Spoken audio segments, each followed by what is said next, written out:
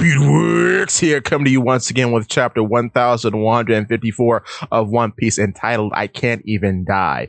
So, we're going out of order this time today. I will cover the cover story first, as we always do, but then we're skipping around because I want to get to the good stuff as soon as possible. Okay, so this is the 38th volume of the Yamato cover story, in which Yamato, Cho, Page 1, Oti, who was rolling a giant snowball from the looks of it, which is very funny, and Kiku are all visiting a shrine for a man that was born in the West Blue, and he was a hero. So I guess this is Shimonsuke Ushimaru, the guy that looks like Zoro that Yamato met when she was a little baby.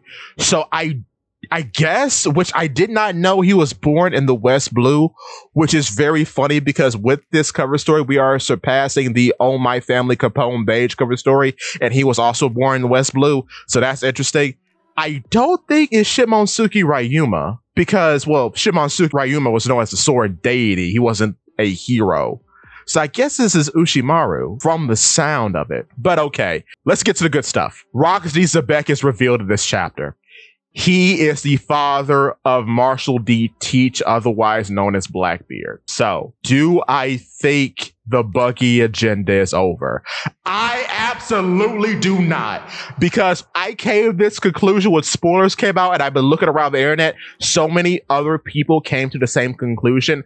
I think, as we're seeing with Haruden and Loki and how they have two different mothers but the same father, I think that is the case for Buggy and Blackbeard. I think both of their fathers are Rox D. Xebec, but they have different mothers. So yeah, Xebec loves clowns. He loves them a whole lot. What's so weird about this last panel is that another thought of mine was confirmed. I don't think I ever brought it up anywhere, but I always thought that Whitebeard was an early member of the Rocks Pirates, and I always thought, based on what happens at the end of chapter 0, that Shiki would end up being a very important associate of the Rocks Pirates, like his Sanji or his Zoro or something. I think I even made a video comparing Shiki to Sanji and Zoro. So that's confirmed here, because the Rocks Pirates are just starting. 8 years prior, Rox D. Xebec was seen by Harold, and as a rookie from the looks of it, so he got a late start like his two sons, which is interesting. We're going to do a whole video about Bucky and Blackbeard, but like his two sons, he got a late start into infamy. He wasn't a teenager like Shanks or Luffy. So he killed a Navy admiral as a rookie, which is nuts. But this is very similar to Blackbeard, because Blackbeard, on the opposite end, got a Yonko commander thrown into Impel Down and beat him. So that's very similar to Xebec's start. What's also super interesting here, and I have heard no one talk about this, amongst Xebec's entourage at the moment, we have Newgate, Whitebeard, we have Shiki, and then we have this random woman. So this is literally Zoro, Sanji, Nami. But who is the Nami in this situation? You know who it may be, and I'm real skittish about saying this. It could be Kurozumi Higurashi, the woman who supposedly is Yamato's mother, who had the clone fruit. I think it's her. I think it could be her.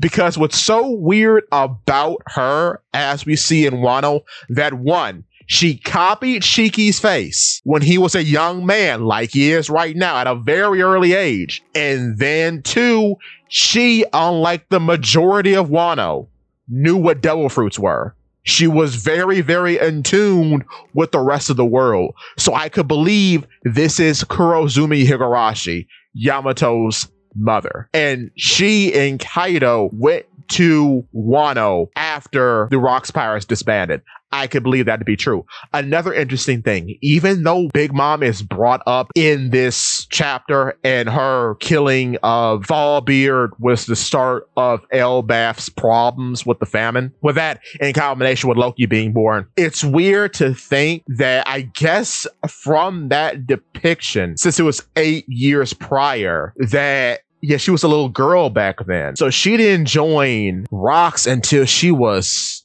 near 20, which was like at the end of Rox's career. That's so weird. So the crew that we see on God's Valley with Rox is probably like late game crew, since these are the early days, and Whitebeard looks nothing like he does even when he's meeting Roger once Odin joins Roger and all that. He's just in a regular coat. So everyone here besides Xebec himself might be in their 20s or something. That's so odd. And it's odd too that Shiki is dressed up in Wano garb like he always is. What is the deal with that? Is he from Wano? Because the only bit we ever get to see about him in the Wano arc is when Kurozumi Higurashi shows Orochi that she has copied his face. So I don't know what's up with that. I don't know. It's so interesting though. But the rest of the chapter is just going around talking about how Harold is making treaties with the rest of the world and trying to make Elbath a nation that can get along with others. But what's also interesting about all of this is that as he's talking to Mountbeard, right, and this is when Mountbeard still had all his faculties about him before he gets stabbed in the head, he mentions a giant warrior band of shipwrights called Galley Ra, whom all had warhammers, and they were captured along with another group of giant warriors who are frozen somewhere. A lot of people were bringing this up too when spoilers are out.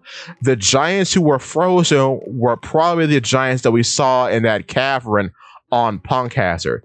And now I'm thinking, what if the numbers came from them? Because it's implied that the whole Stussy cloning process was a very early thing in Vegapunk's career. So when Vegapunk was trying to make ancient giants, perhaps some of them were clones and some of them were giant children, which resulted in guys like, say, Hacha. Because Hacha is weird because he has a confirmed age. The rest of them don't. So maybe a lot of them were clones, but he was just one who was experimented on, because I think the numbers have something to do with the giants that were frozen. Now, the giants who are a part of this shipwright company, I don't know where they are, because they said it's a combination of giants and ancient giants. So I don't know. That's fascinating. If they are being held up somewhere, it's interesting that we get information about them, and Whitebeard is in this same chapter, and then we know Whitebeard will go on to recruit Ors the Third, or Little Ors Jr. as he is called. So it's interesting. But also we find out that yes, Estrid, who cursed Loki up until her last breath, did pass. In the present, she is dead. And her brother, Loki's uncle, was taking care of him during a time in which Harold's going around doing all this diplomacy.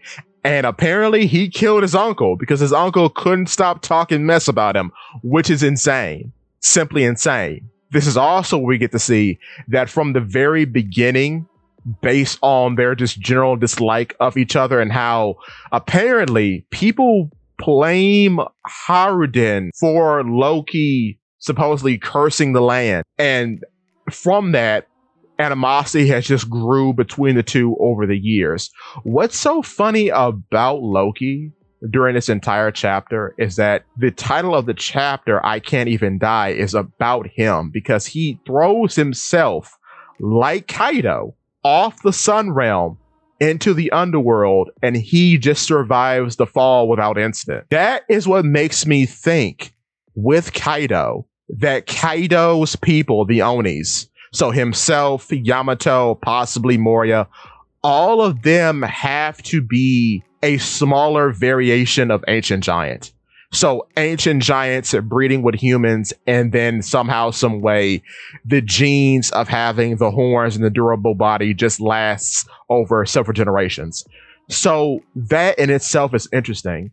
So I wonder, from all of this and the continuous lore about him being big, and that's the cause of his cockiness, because Haruden and Loki get into it, and they have a very similar conversation to what Harold and Ida have when Ida first meets Harold, that size is always a issue. So I keep thinking, since this is repeated again between Howardin and Loki, when Loki beats Howardin up, perhaps Loki really does have the mini fruit.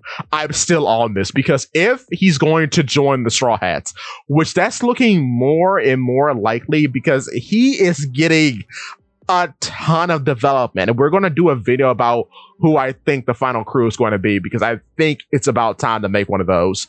But it's so fascinating that size keeps coming up, even when Xebec and the boys are looking upon Loki as he's laying down after throwing himself off the Sun Realm. It's so weird that size keeps being an issue. So that's why I think Loki is going to get the canonical version of the mini fruit. That's got to be the case, because size for him keeps becoming a factor.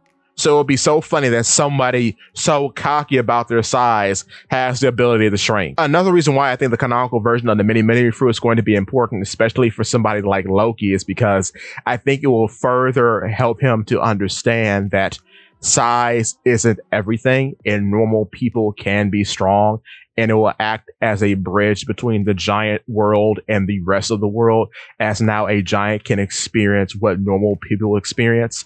But what's also interesting about this is that I think the first step to him understanding that you don't need to be a giant in order to be strong is him meeting Xebec. Because Xebec, as we know, is a big deal as the story moves forward. What's also so interesting about Xebec is that a lot of people have been saying that half his face looks like Buggy while the other half looks like Blackbeard. I can buy that. What's also very interesting is that upon this depiction, as well as many other depictions, Xebec is shown with his mouth open, much like how Blackbeard and Buggy often have their mouths open in a lot of shots. As far as what Xebec's power will be, I am not sure. Many people are saying that because his hand is out, he might be the original holder or one of the first holders of the Op fruit. I don't think that's true. I think that's just him emphasizing the two questions he wants to ask Loki. With that being said, too, a lot of people are depicting him with blonde and black hair. Don't think that's true, because you cannot trust manga coloring to match up what the official coloring is going to be. Because remember, Queen had black hair and he ended up being blonde. So with that being said, too, I do think his two-tone hair is important, because something tells me that one of these colors is going to be blue, like Buggy's. I don't know about the other color. It could just be black. It could just be all blue and black. That's what I could see, but we'll have to wait and see on that. But yes, I do think he has blue hair. I wonder why the Xebec name, seeing as how Blackbeard is his son. Why is Blackbeard's name Marshall D. Teach? I wonder if Marshall is just his mother's name. And if that's true, I guess Rox is more volatile than the D itself. That's why he kept the D, but just took his mother's name, which is Marshall probably. Which makes me think, too, it's even more interesting that Buggy doesn't even have a proper name. It's just Buggy, and later Buggy the Clown. So that in itself is fascinating. In addition, what if Marshall D. Teach is the son that Xebec didn't want? I know it's continuing the whole theme of people taking on their rivals' children, but in this instance, it's interesting because Whitebeard, from what we have seen, is a trusted crew member of Xebec, and he took on Blackbeard as an apprentice, and Blackbeard ended up killing him. This is not the case, however, in all other instances, because in all other instances, it's the rival who takes on the son of the other rival.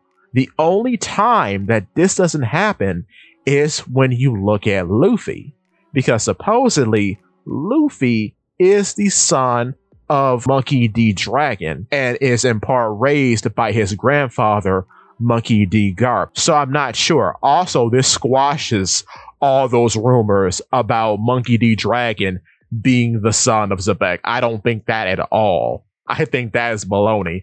I think it's Buggy and Blackbeard who are the sons of Rocksteady Xebec, because Dragon looks nothing like Xebec. There's no indication that he's even remotely related to Xebec. He, like his dad and his son, he has a tattoo on the side of his face. I think this is a shorthand to compare him to Luffy and Garp, whom have scars on the sides of their faces. So that's where I think the whole character design is carried. I think that's the hint. Same thing here with Xebec. I could see with his eyes being two different shapes. One is in reference to Buggy, the other is in reference to Blackbeard. But we'll have to wait and see. But this is certainly getting more and more interesting as time goes on. With that being said, give me your thoughts and tell your friends about Polypede Works.